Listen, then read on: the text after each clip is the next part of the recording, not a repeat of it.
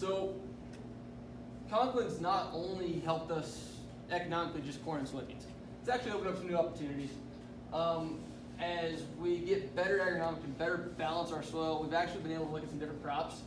I'm actually looking seriously at irrigated wheat, especially for a chopping system, and put that into the feedlot and the feeding system. But I can actually make a case for irrigated wheat or cover crop seed. Hay crops, we are producing, we haven't started it, but we are going to start doing hay. We're looking at exporting nutrients off our farm. Hay is an opportunity to do that.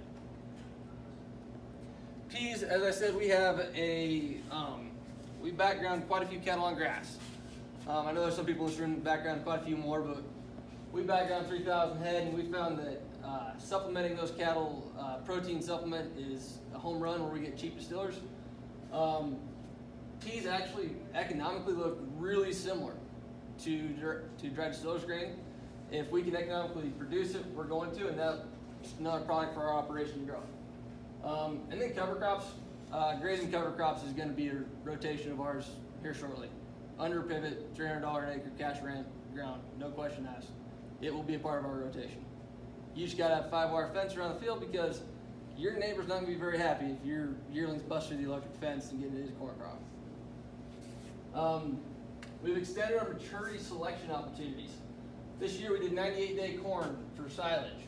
We wanted to be the first one to get the custom crews in. Did 98-day corn, did 29.4 ton an acre, and we harvested it on August 21st. That's an opportunity.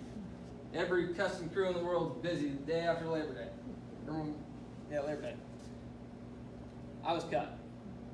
That's an opportunity that's huge. 16-inch corn, that's something we're looking at. I don't know if any of you guys really study the regenerative agriculture movement, different things.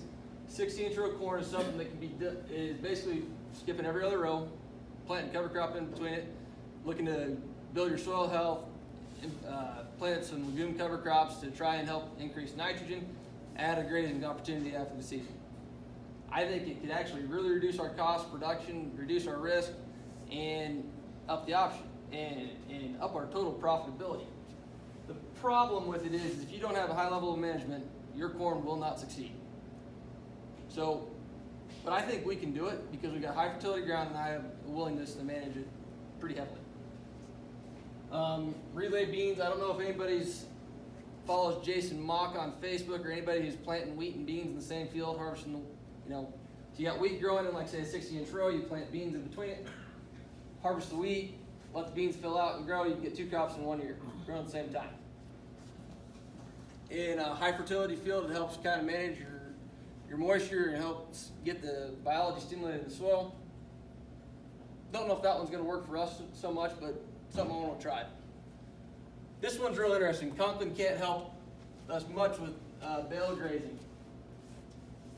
I've got an excess of nutrients. A huge excess of nutrients in my soil. We are actively now starting to bale cover crops after soybeans and silage. We're going to grow a cover crop. We're going to bale that cover crop. We're going to take that out to pasture. We're going to bale graze. And bale grazing, for those of you who don't know, is basically setting bales out in a pasture, in a field, and basically a checkerboard-like section. People who came up with it are actually people up north didn't want to start a tractor in the wintertime, feeding their cows. Okay, build an electric fence between them, let the cows into the next set of bales every single day, you don't have to start a tractor. What they didn't know when they started this is that it was actually the most brilliant way to fertilize a field. Okay, you're actually exporting nutrients and having them put it on the field rather than feeding them in a lot and hauling manure out. Well, we're actively doing it for the simple fact if we can break even, get those nutrients off my farm where I spread too much manure and out to my pasture, I'm going to economically win. We'll probably end up selling that pasture after we do it right. We'll start the process all over again. So that's what we're doing. I think that can also add a lot of opportunity in our rotation. Soybean cover crop corn, really economical, 3 crops, 2 years.